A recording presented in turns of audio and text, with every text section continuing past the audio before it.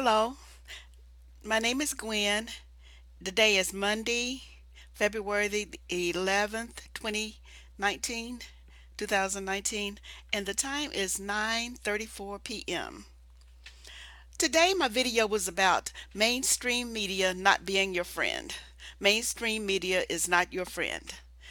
This is a project that's a group project among several people who are on the internet, content providers or anybody who just wants to. And it's a project based on the suggestion by AM1, one of the YouTube channels. And he gave us everybody their permission who wants to participate in uploading a video regarding mainstream media is not your friend. And this is going to be my contribution. And I'm just opened up my YouTube channel and I'm going to go to AM1's channel and show you his thing. This is him. And so he gave me permission to put a link to this video on his page in one of his videos, and I'm going to use this one right here because this is his most recent video. And so we all agreed to make a video that's talking about mainstream media not being your friend. And I'm also subscribed to him, but I just wanted to show you how to get to him. I like his content so far. Very interesting individual. I On my YouTube channel, I have my list of people I subscribe to available for viewing because I want you to see it. I want you to see it. So I want you to see what I liked. I don't mind if you look at what I looked at.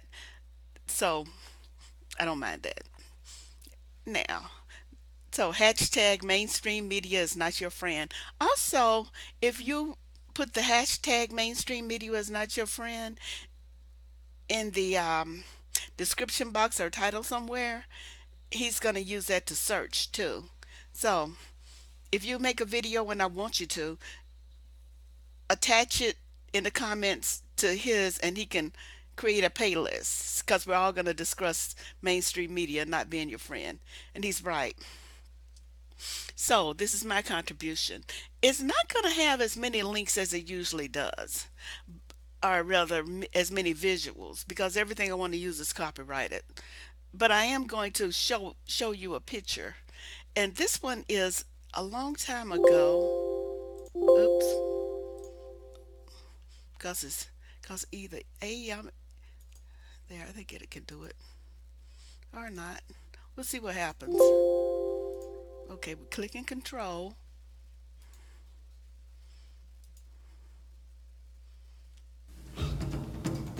This was a commercial, a Bud Light commercial, a Budweiser commercial from a long time ago.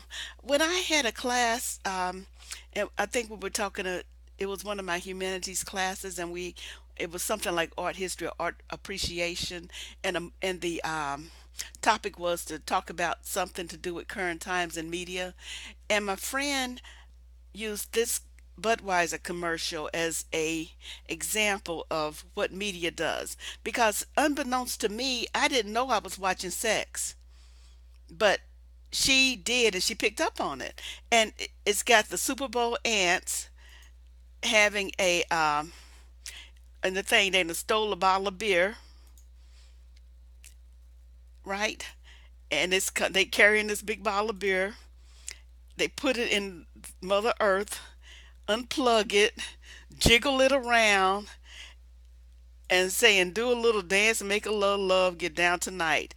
I included that link because I want you to watch that commercial and think of sex and think of how well they depicted it without using one penis or vagina. They use symbolic penises and vagina. Many people have already picked on how the beer bottle is symbolic of a penis. That's why I think one of those song performers was gesticulating with it in her mouth somehow or something. It supposed to be depicting fellatio somehow with the beer bottle. Other people have done similar things, with it in their hip region or groin region, and it's symbolic of a like a cigar. Many things are symbolic of a phallic symbol or a phallic symbol. such as a cigar and cigarettes and the remote control and various things are phallic symbols, and a beer bottle is one of them. I didn't pick up on it, but she did, and when she described it, it was like a big revelation lightning bolt. And you see the little hole, the ant hill in Mother Earth. Mother Earth is the ultimate woman of color. Always remember that. And so this hole in the ground is depicting a vagina symbolically. And when they open the beer bottle in the can, you can that's basically ejaculation and sex from the beer bottle to the inside of Mother Earth.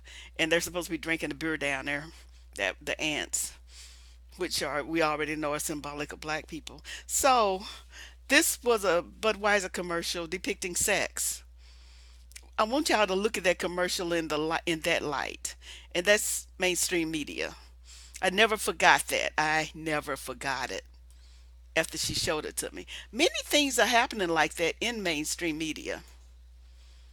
Okay, we deal with that sort of thing all the time and don't know it.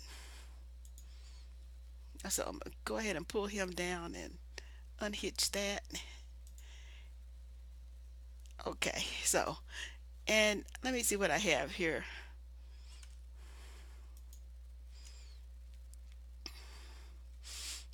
This is my search bar that I use in Google search to get that right there, that little quick commercial that I never forgot.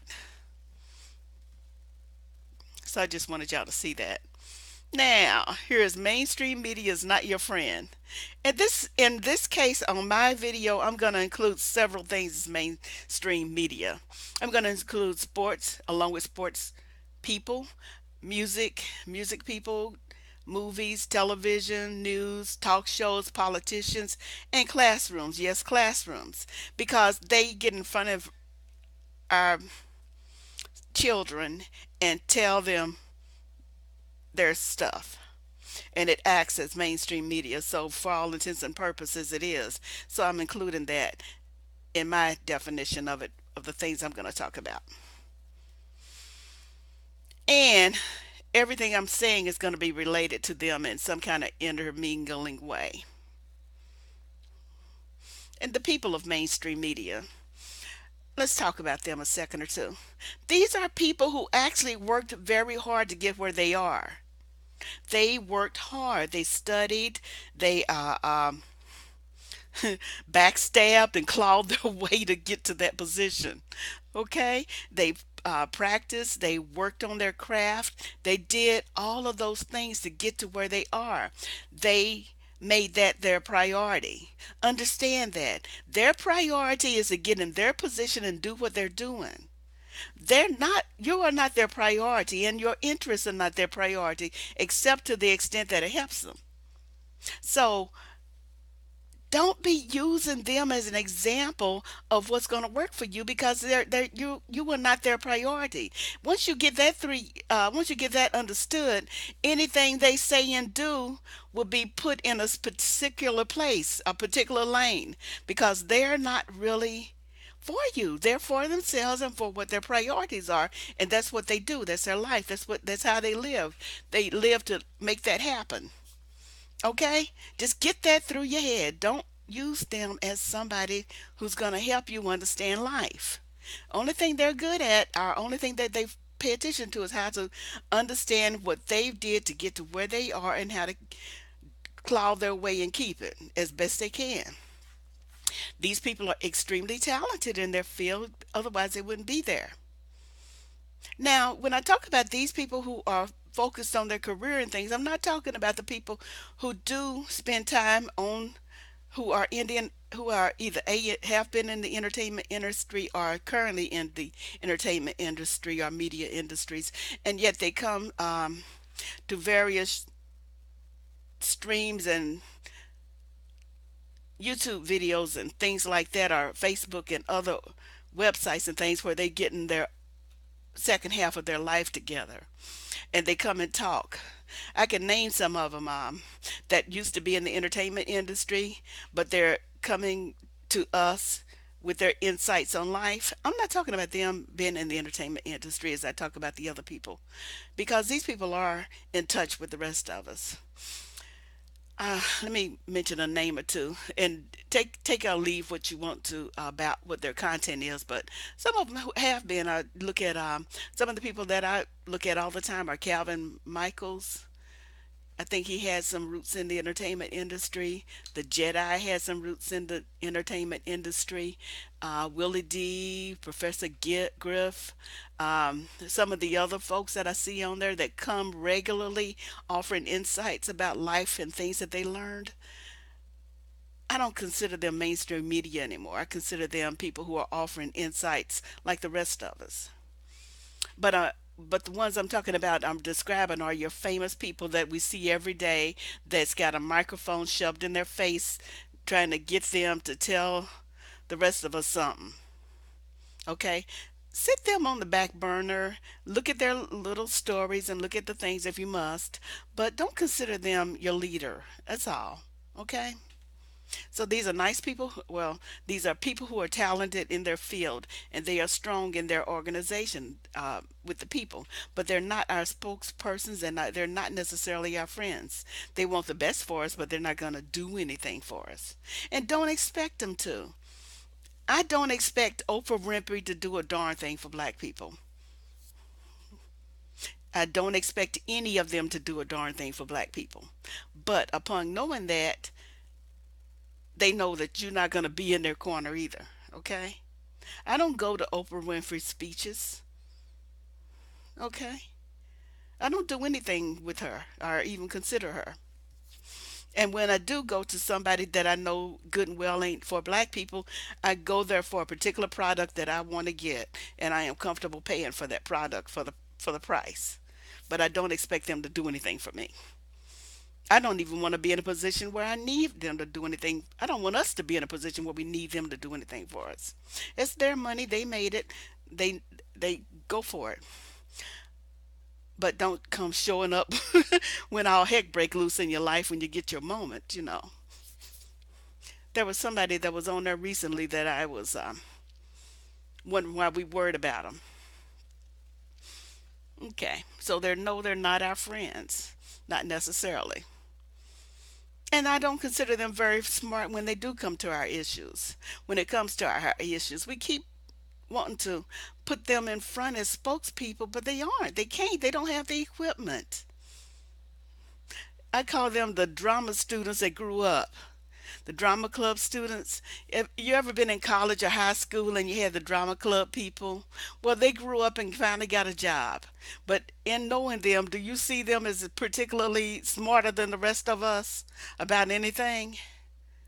Only thing they know is their craft and their business and what that entails. They don't need to tell you nothing else because they ain't got credibility and they're long since gone from that life. So that's why I got down here that they're isolated. The people who handle them are people who control them. They're the handlers, the agents, the people who handle the schedule, their accountants, and all of that. They're not in our circle anymore. They're not. They don't have anything to do with us. They're carefully controlled, and they handed over that control. I almost, when I was in high school, my good friend who was in wanted to get into drama and plays and things like that. She talked me into taking a drama class with her, taking at least one day of drama class with her because I quit after I saw what it was about. When the guy, the it was a white male teacher, told us to fry like to get on the floor and act like bacon frying. I knew it wasn't for me. When he's because the job of that initial action was to get rid of your inhibitions and make you pliable.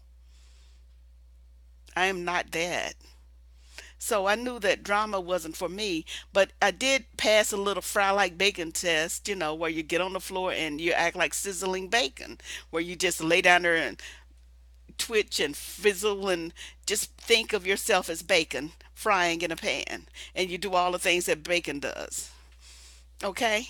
That right there is the beginning of the indoctrination of what it takes to be a performer or an actor, because they're spending their time losing their inhibitions, and then they are able to be led, directed, as you will. Okay, you're no longer you. You can leave yourself out. You're no longer self-conscious. There's a word for that. They're not self-conscious. They put their self away and became the character that the director told them to be. And so they can act because they're now somebody else. They're no longer who they are. This carries over to their whole life if it's needed that way. They shut down a character or pick the character up, and that's the way it works. Okay, and these people are controlled. They're caught in a hamster wheel. I would say this is from sports stars to actors, singers, dancers, all forms of performers. Okay, they're caught in that. As soon as they get into that lifestyle, they look at the people around them and they want the things that the other people have that show success, all the trappings of success. So they want the $10 million mansion, they want the pool, they want the access to people that are considered important. They want all of that because those are the trappings of success, and that is their benchmark to tell them that they're doing good. And they're caught in that wheel. They don't get off of that. Everything they do is fighting to keep it. Okay, they're caught in that lifestyle. The sports stars, when they get that seven-figure salary, they have six-figure expenses. Or rather, no, I'm saying that wrong. You get your seven-figure salary, but you got 10-figure size expenses because you're trying to keep up with a lifestyle, even though it's a lot of money. When I was in Air Force, one of my roommates was a white female from a wealthy family. She was the most unhappy person I have met. Every day was never ending bitching. And she named the ski resort that her family owned, and it was a famous one. It wasn't the Poconos, but it reminds me of the Poconos up in that area. She bitched all afternoon about shit, nothing, just whined. She finally did something stupid, and I had her move to another room. This is get out of her and her friends were in the car. She's talking about them, and one of them said the N word, nothing but Mexicans and ends at this beach. And I wouldn't let it go. So I had her, had them move her to another room because I wouldn't let her be my roommate anymore. But being rich don't make you happy. Being rich don't make you satisfied. Being rich just made this lady miserable because she had everything she needed, but it wasn't enough. She was just miserable. Okay, so people who are in the entertainment industry or media industries have a great fear of losing everything. So they have to be controlled and follow their controllers. These people isolate them from black folk, regular everyday black folk. They don't interact with us. They interact with people who are in the entertainment industry or in the sports industry or in the media industry. That's all they are encircled with. That's why I'm not surprised when they marry people of other races, because that's who's there. And these people of other races know how to get them to marry them because they woo and pursue them, make them feel good. I get all of that. I just don't consider them friends of black people, and I don't expect them to be. Please stop expecting them to do anything for us. I would suggest strongly that we stop listening to them. Go there and spend your money for the part that they play, but don't even look at their child raising advice. Don't look at their anything that they got going, because it's not a part of you. You're no more a part of them as they are of you. I got down here number 8. Their ambitions do not align with our best interests. They're focused on fame, money, and some just want to be the best at doing their thing. The best sports star, the best whatever, best dancer, because that's what they're motivated by. Okay, they want to entertain. I didn't hang out a lot with performers because they always wanted the when they get through, they want that feedback. And they need it. And I do hang out with some and tell them when they're good. All right, tell them when they're not. If they're gonna be my friend, you got to take the good, and I'll tell you solutions. If but most times, almost every time they did something, they were good, and I was glad to give it to them when they did good. And my friends who did go on stage and stuff like that, we go out and party our hiney off. But these were low level performers. The big deal folk, you don't see them that much except at the club, except their mainstream family, whatever their family is. But even that's limited contact. Okay, so the drama club students have grown up, and a lot of them have gone into the entertainment industry. So have the sports students and all the other fields. Now, the business of media, I got down here, is not what we think. What I'm saying is that we think that a television show is about showing us this drama, but actually it's about getting advertising dollars. That includes news, sports, dramas, comedies, whatever talk shows or these reality shows. It's about getting advertising dollars. The way they get advertising dollars is that the more eyes on the screen, the bigger the rating. And thus, the bigger the rating, the higher the money that show can ask for with advertising dollars. So, when they put out a medium or put out a program, that program is designed to get people's eyes on the screen. Okay? It is not designed to tell you anything important. It's just designed to make you watch it. So, news, comedy, sports, all of those are about advertising. Mainstream television is really in the advertising business. Okay? Okay. So, yeah, it's motivated by putting eyes on the screen. And this is by any means necessary. By any means necessary, short of breaking the law. Okay? So, black people and all our goings on put eyes on the screen. They like to watch us. That is our misfortune. They like to watch their good fortune. That's part of the means necessary. So bad fortune for black people puts even more eyes on the screen, such as police harassment, news harassment, scandal, black females and when they're not at their best, and black males when they're not at their best. Policeman harassment, that is, they're getting arrested, getting shot, getting abused. Police harassment. And we've got to look at that some more because I think some laws need to be changed. And I'm gonna take that in another video because while we're not separated, we still got to be here. So we need to start fixing things here too. And I think there's some things we can do. That we can get laws implemented. News harassment, when they got somebody on the news that's got a microphone shoved in their face, and they're being basically talked to silly or made or ask dumb questions that'll put you in a bad light or put us in a bad light. And I call that news harassment or even interview harassment. And scandal, even if it's made up scandal, something that's gonna just make somebody black have a bad day. All of that's by any means necessary. That puts ads on the screen. So no, that's not a friendly act for us. That's the opposite.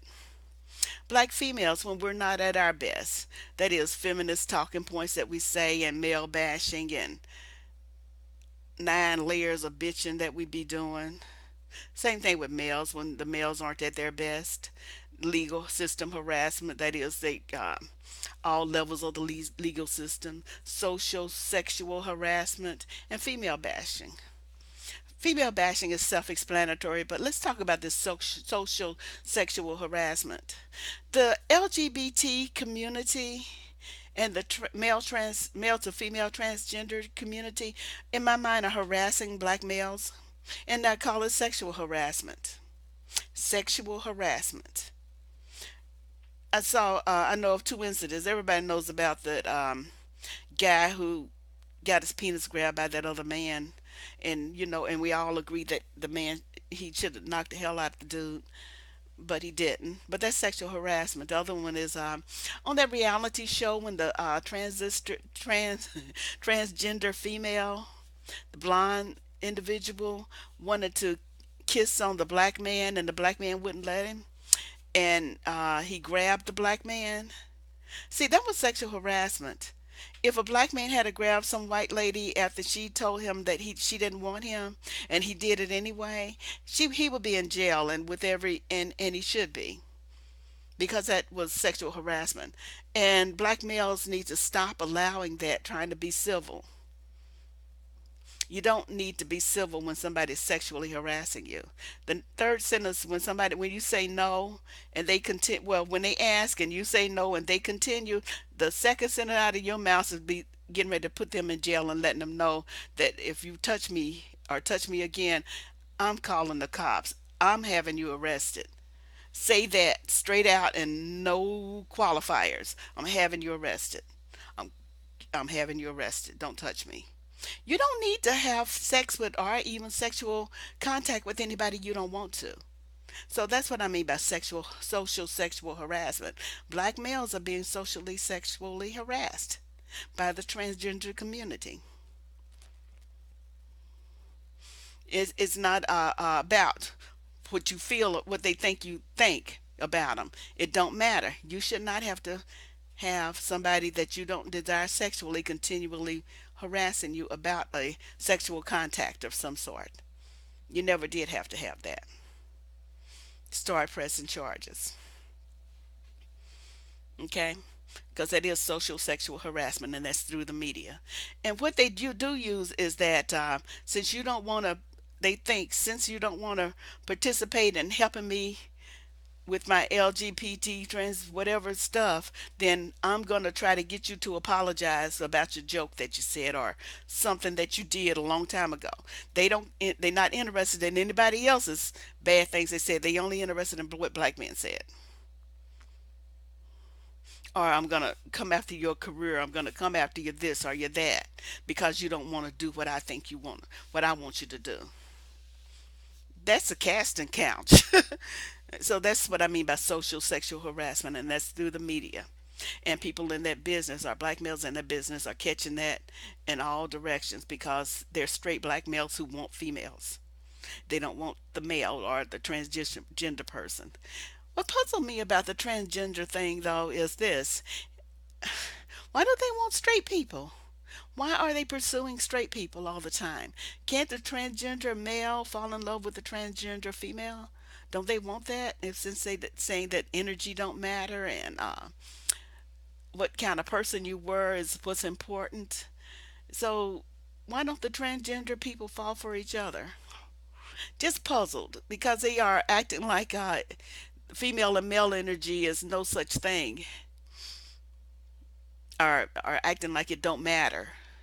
But straight men have male energy, and if they have had a sex change, or a straight or a gay man or whatever has a sex change and physically has a female body part such as he could be, wouldn't that wouldn't they not care? Because it's just not making sense to me. It seems like they're like talking out of both sides of their mouth. So the straight male's got a right to pursue female energy, just like the gay male or whatever is pursuing male energy, and rather than transgender female energy. And it's confusing to me. I'm gonna leave it alone because I don't understand, and I don't want to understand. Please don't try to explain. I don't need it. Thanks. Okay. Basically, our bad press sells big. So that's not a friendly act. And we go back to the term hashtag mainstream media is not your friend. Us being in trouble and struggling sells big. So they are making money off of us having a hard time. That's not a friendly thing. I'm going to talk about the topic of deception. And when I make this video, I would love some more comments and links and things about deception. There was this, some years ago, there was this soccer game where this female went off and everybody was fussing about her. And the narrator of the video on the news was telling what's happening, but the body language was off. And so I cut off the narrator of the news and just watched the images, and then I got it. What was deceptive is that some of that action in that video was two-way. It wasn't one way. She was reacting to things they were doing to us, doing to her. The other female players were doing things to her. She was doing enough damage on her own, but she wasn't by herself. It was two-way. But the media was telling it like it was just all her. I'm going to open the link, but I want you to watch the video on your own. Eek. I want you to watch the video on your own time, and I'm not going to play it. But this is the video. Some of the parts there, like this image, this little girl that had the body language was off when it happened, because I looked at it with the sound on, and the narrator was telling all kind of bad stuff about her. But I was watching the image, and it was incongruent, and so I cut the sound off. And what I saw was that when my eyes could see it objectively was where this young lady elbowed her in the chest, and then she pushed her off of her and hit her in the back. I wouldn't have noticed that if I wasn't if I was listening to it. Okay? So when you get a chance to watch that, this right here, this incident, and it still cracks me up with that idiot laying all stunned and looking silly. What happened was, let me see.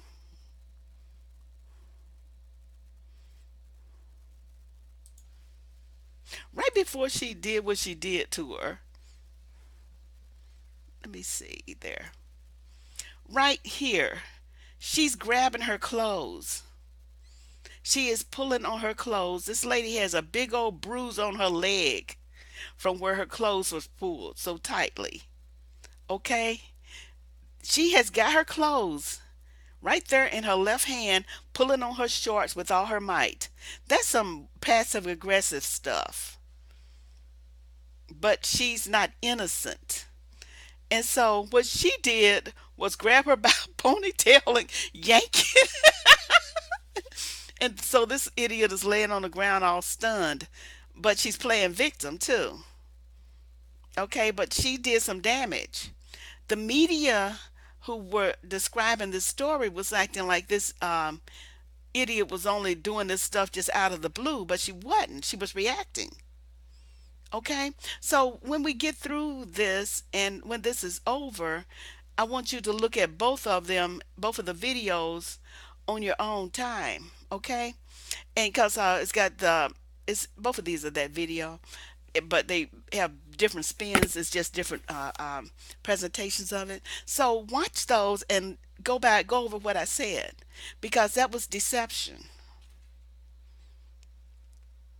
But the media spun it as that person doing it all by herself. Okay, straight up deception. I've got other stories like that. There was one where there was some city event. I couldn't find it on because it was back in the 90s, early 90s or early 2000s. But anyway, there was a city event, and there was a bunch of black, it was crowded, and there was a group of about 14 black teenagers. And they ran up and they saw something, and they jumped around and laughed at it, and then they walked away, and then you could see there where two people were fighting on the ground. A white male and a black male were just rolling around fighting. What the media presented it as was that the black males jumped on them, jumped on the white boy. when in fact they never touched him. What they did was surround their group and laugh at them and walk away and run away, hopping away. They surrounded them and laughed and jumped around, but they never touched them. The way I know they never touched them and why it was incongruent when you watch it was that when the camera zeroed in on the people still on the ground rolling around, the young white male, did not look like he was the least bit harmed, except for what you get when you're rolling around. 14 if 14 black males kicked you and beat you up, you would not still be rolling around with the person, entwined with the person you're fighting with. If 14 black males surrounded you and harmed you and jumped you, you would not be rolling around when they walked away. There was nothing to restrain them. There was nobody telling them not to. So they could have taken their time and beat the living heck out of you if they wanted to, and nothing would have stopped them, and you would not be rolling around fighting somebody who was on the ground with you as you rolled around wrestling. But that's what the news reported, that they jumped on him. The young white male, when he was interviewed on TV, he just had a few scratches on his face. He didn't have broken ribs, broken bones, broken anything. He just had a few scratches from where that would be consistent with a fist fight with somebody, with a single person. And the young man said that he wasn't jumped. The media kept reporting him as being jumped. They wouldn't stop it. And then at some point, somebody was trying to arrest the boys, but it just didn't add up. But they were going after these young men. And we already know about the Central Park Five and all of that. So it's deceptive when they're motivated to do harm to the black family or black people or black men or black women. Okay? Mainstream media is not your friend. Another level of deception. I have this link here to a bunch of images on medieval weapons because I wanted to talk about an easy one. Is rap music and violence. Violence anywhere. That they're desensitized to violence because of rap music. I want to put that to rest because we aren't pushing back on that. I ain't saying that modern day rap music is good or anything. I'm just saying that be fair,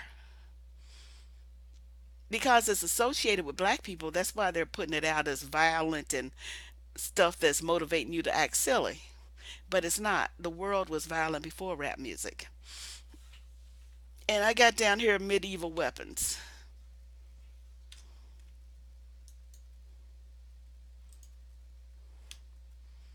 Now this is off of Google Images, and these are just back in the old days. And I chose medieval because it was primarily white people being all together.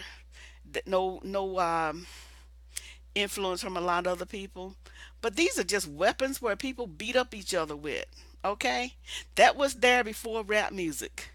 But the narrative is that rap music is the cause of violence. But no, human beings were pretty violent long before that. A battle axe, caltrops, mace. Look at that. Look at that weapon. It is made to hit you on the head and bash your head in with the spike. Battle axe, crossbows, swords, various swords, a flail, a halberd, spear, and they had a pike too, or battle, not a jousting thingy. But they had a lot of weapons already. When you go to a museum or art museum, look at the rack of weapons in the weapons room of Europe at the times, okay? Because that brought it home to me more than anything when I went in there, because I was almost buying into rap music making people violent until I walked in there and said, "Daggone," because they had these big old long pike things, spear things, but they had various heads on them. And some of them were made to go in stabbing you but pulling out your entrails on the way out. That's gonna mess you up. So it's sharp going in, but made to pull out. It looks like almost like a star thing. What is that star thing that you throw up on the building to climb up? Okay, some of those weapons had points like that that remind me of that. That thing, where you twirl it around in your hand and like a lasso, and then you throw it up in there and it hooks on the edge, and then you can climb up. Whatever that, I can't remember what it's called. But anyway, some of the weapons look like that. That's designed to pull stuff out as it goes in. That's got to be some kind of messed up to make that kind of thing. Okay? Mainstream media is not your friend. They're blaming you for problems that you didn't do, but it's part of the narrative. Another thing I pulled up was a torture museum. These are all over the country and the world. This was before rap music, okay? This happened before rap music. Rap ain't have nothing to do with that, of those days where they were doing horrible things to people. These are in Google images. I just put down torture museum and all the various things they designed to make people be miserable. Rap music didn't have nothing to do with that. That was there before all of the rap musicians ever. Okay? Violence and messed up mind was before rap and hip hop.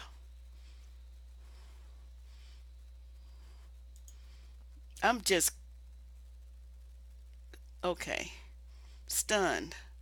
I was gonna say just surprised. I don't even want to. I have got too much compassion to even want to see it. Really, this don't make me happy. But this was Europeans among Europeans, way before any kind of black music came around. So if they spending their time telling you how holier than now they are misleading you. They are misleading us. Mainstream media is not your friend. It's deceptive. And we're not challenging them on it. So the lies continue. This was the when they would draw you and quarter you, where they would send horses in different directions to pull you apart.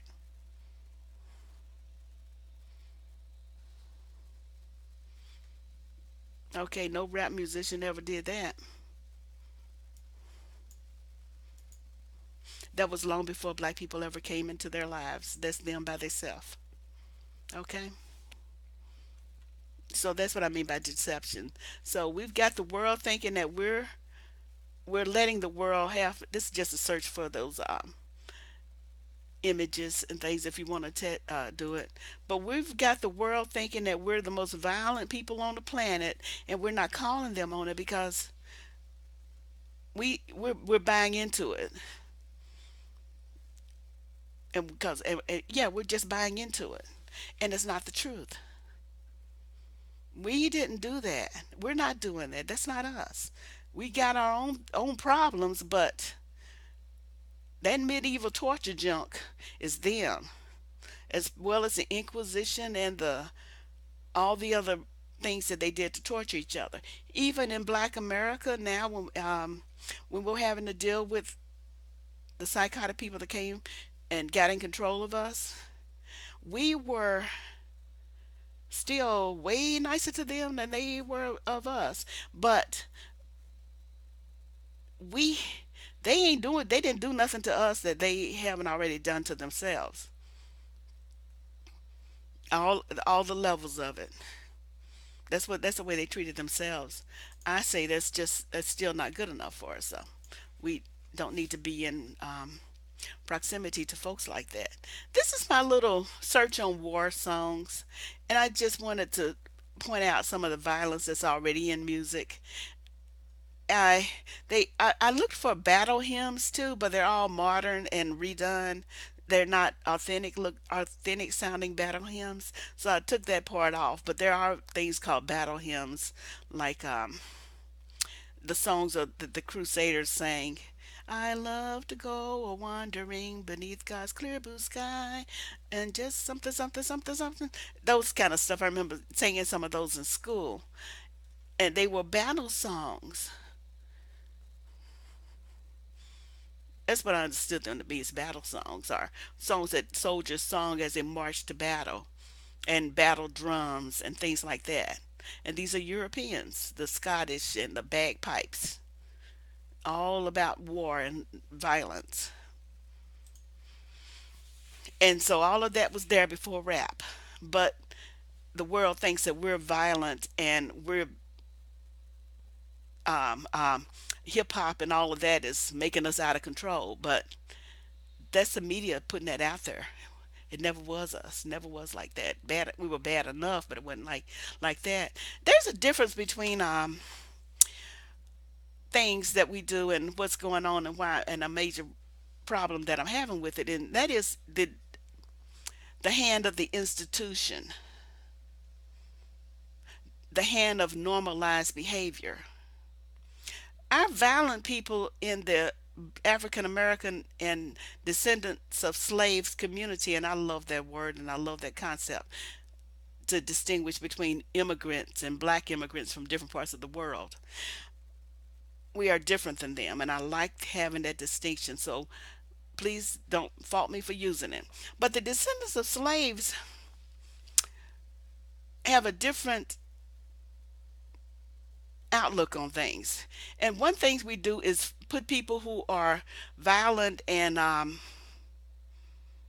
crazy acting, we treat them as deviants from the norm.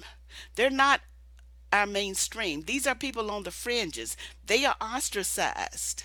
They are not considered people.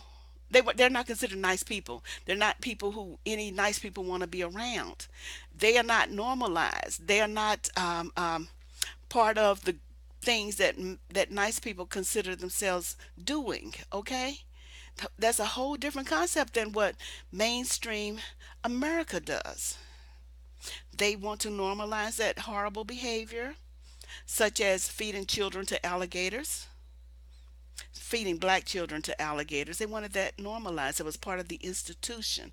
That's a whole different thing than criminal behavior. And when we have violent people in the black American community, we consider them criminals. We want them in jail, right? We're not making postcards telling everybody that this violent behavior, this nasty behavior is a good thing. No, that's we're not making that a part of the institution. Making postcards of killing black folk is a part of the institution. That's a big distinction. Please get that distinction through your head. And so, the violent things in mainstream America is part of the American institution, and that's a problem. Violent things in African American communities are people who are on the fringes and not liked and are not encouraged. They're ostracized, they're marginalized, they are people who are not considered nice people. But the people who were burning and lynching and doing horrible behavior to black people that were white, who were performing that activity, they were considered nice people. They were considered the people who were doing the right things. For me, that's a problem, as well as the people who explain away violent white behavior now. That's a problem. We wouldn't be having this conversation if they weren't if they weren't controlling their violent people and putting them in jail and things. Okay, so I had to put that out there to make that distinction, and because a lot of I suspect that they don't even see a difference, but there is a difference. One is part of the institution, the social structure, and it's accepted and encouraged behavior, and the other one is criminal behavior. And our violent folks are criminals, and we don't like them. The violent, horrible people doing harm for us are not are liked, and we're still having a legacy of that distinction. So, mainstream media is not your friend. Excuse me. Now let's talk about programming and brainwashing. Programming and brainwashing, indoctrination, classrooms, commercials. Indoctrination is almost self-explanatory, but I wish that somebody had a gave me debriefings when I was a child watching TV, because I wouldn't have been as damaged as I was. It takes a long time to climb out of that. Now, when we were little, we would watch back in the 60s and 70s and 50s. I was born, I'm 65 now, but we were watching Betty Crocker and Father Knows Best and Leave It to Beaver. And those were the years where America created the American lifestyle, where it became worldwide popular, where it became the ideal lifestyle, where you have two kids and a white picket fence and a little house somewhere in the suburbs. That became the desired lifestyle for all peoples that reached those airwaves.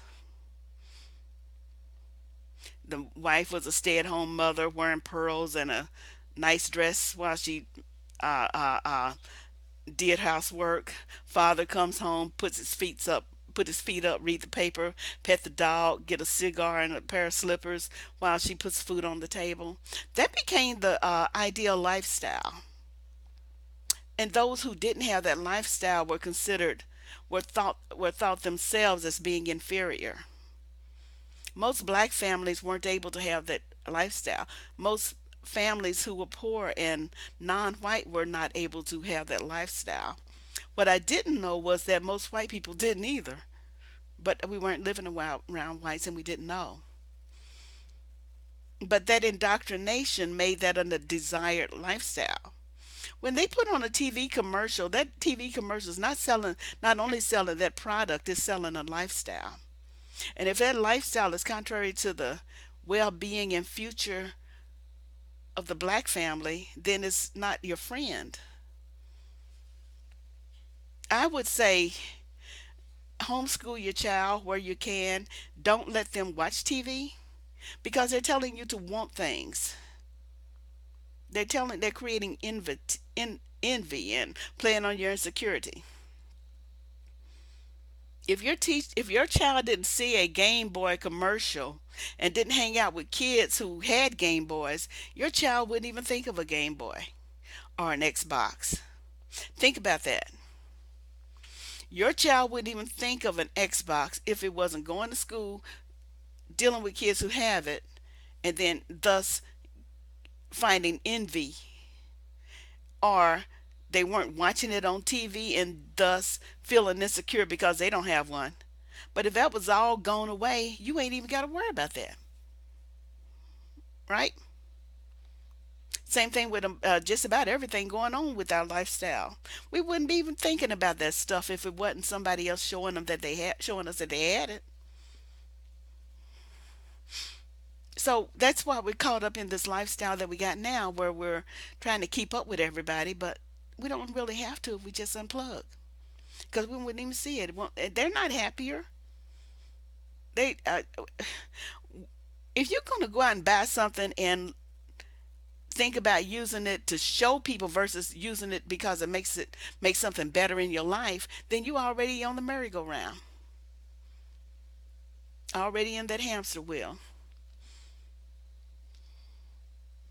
Okay, so commercials sell you a lifestyle. And let me talk about classrooms for a minute. Soon as that young white female teacher gets in that classroom, your child is already being programmed. If that person stands up in that front of the classroom that you took your child to by the hand and said, "Listen to them, they got stuff to teach you," you have already set your child up to think of that person in front of them as almost a sub deity. And if that sub deity is somebody that don't look like you, then that means that you are a lesser status than that person is, because you brought them to them, brought your child to that person. We underestimate the damage we're doing to our kids, and it's hereditary damage, and it's generational damage that we don't even realize. But everything you're doing for and with your child, that and as well as things that you don't do, is going to have an effect. Be careful with that. Everybody that you see interacting with your child is going to have an effect, good or bad. And little black girls are never going to be a white lady.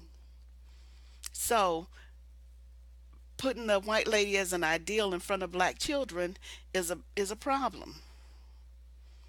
And a teacher in front of a child is becomes an ideal. Even no matter how bad that teacher is, no matter how ugly that teacher is, no matter what they look like, they become an ideal to a child. Be careful.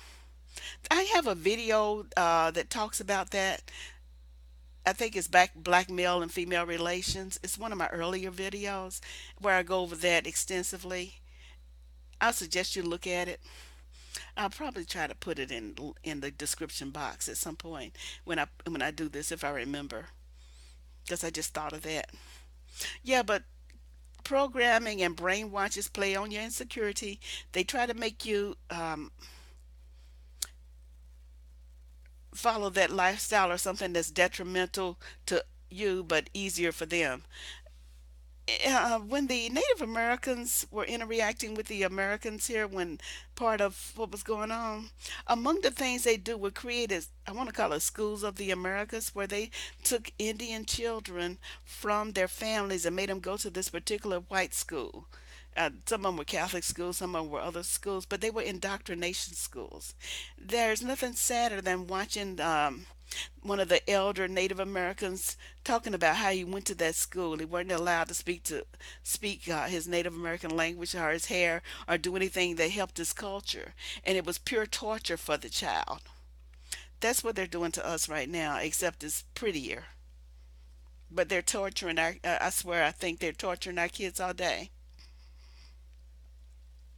When I was in Catholic school in my first 1 or 2 years of schooling, I remember it was a primarily white school, and me and I think it was two other females, there's three girls and one boy, and it was a student body of about 800, and it was from first to eighth grade.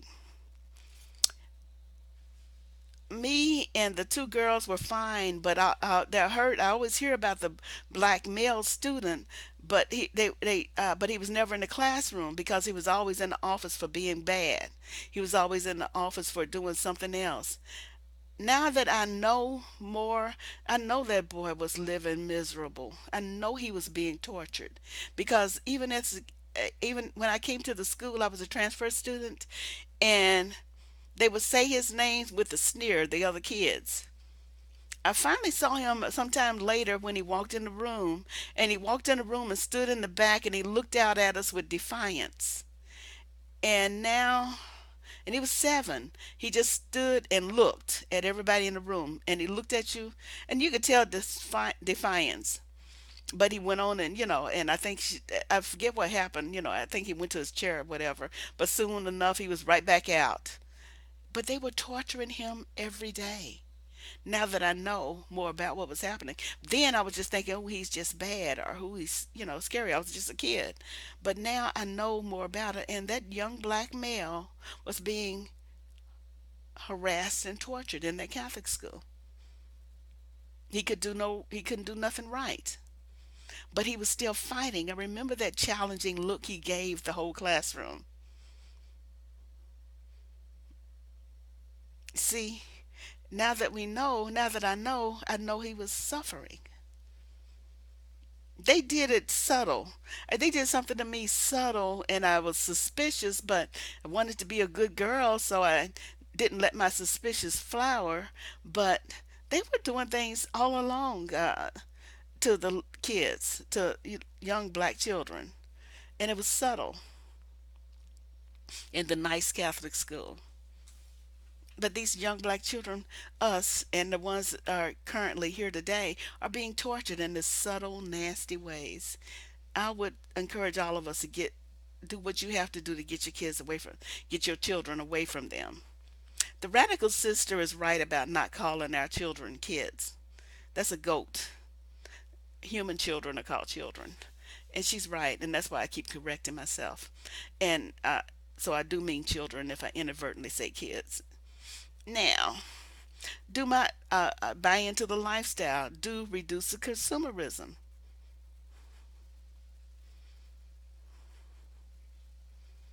Oh, let me back up a minute. debrief the family after each day and each other each day. Debrief the family. Some people call it deconstruct, but basically, what I'm talking about is each day or after each program or a series of programs, go over the program and the commercials in between the programs and deconstruct that so that you'll know what you saw, so that everybody can give their insights on what they saw, what was there and what wasn't there and what could have been there, and talk about it. A good two good examples of some of the debriefings I've seen was how everybody deconstructed the Black Panther movie on YouTube videos. It was excellent. A series of deconstructing those Black Panther movies. They calling it reviewing. I calling it debriefing and deconstructing, because now everybody who spoke on it, we've got pictures of our image of all of the subtle things that went on with it. Dr. Umar Johnson did some. I did one. Some other people did one, and several of them. And by that time we're done with all of that insight, we got a picture of how nice a movie was, which was fair, but we also got what was meant to impart on us, and now we've got the weapon or the shield to separate our mind from what they were trying to do to us, because we done seen it, we done called it out, we done understood it.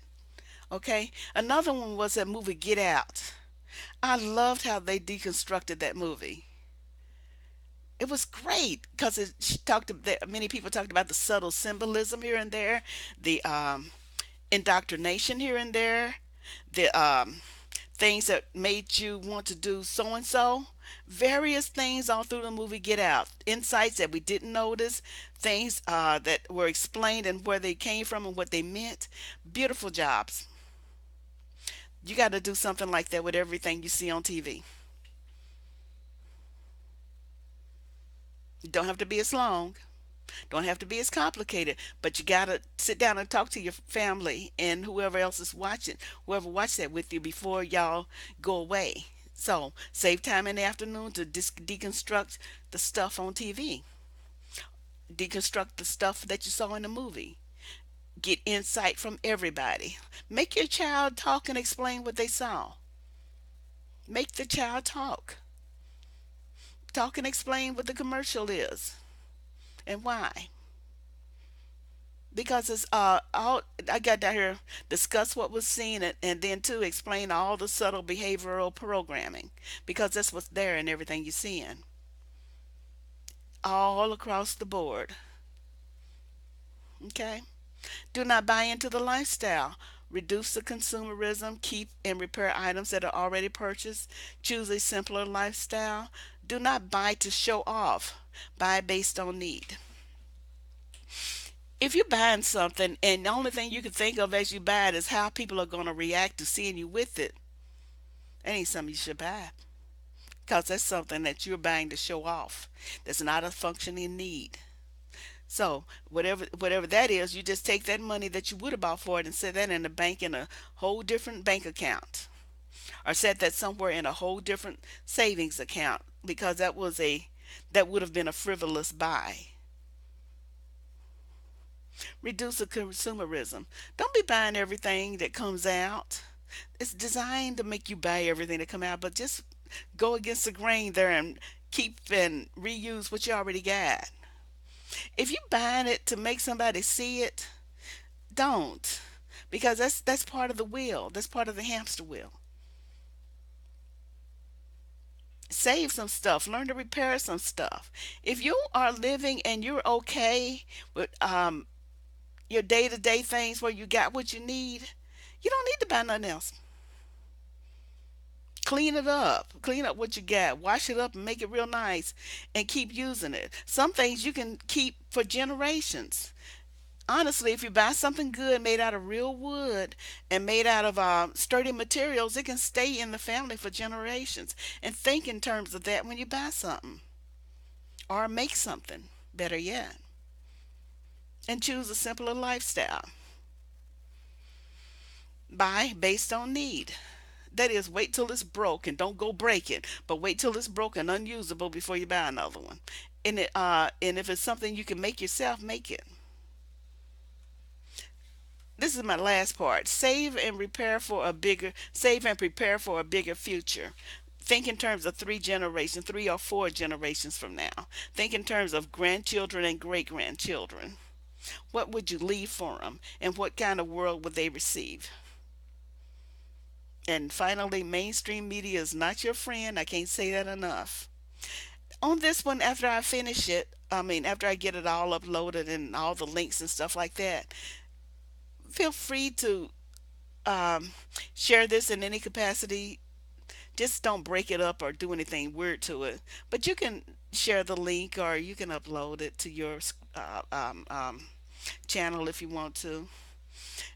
What I want to see other people do is to possibly build on this one, or sell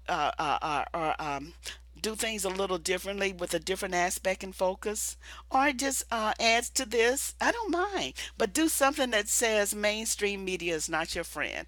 Do something about that, that discusses how mainstream media is not your friend. And by not your friend, I probably should have been clear of this, but uh, mainstream media is not your friend. I'm talking about black people. It might be friends for other folk, but not for us. Okay? So that's all I have to say. I'm losing my voice. Thank you for listening to me. This was fun. All right. Bye bye.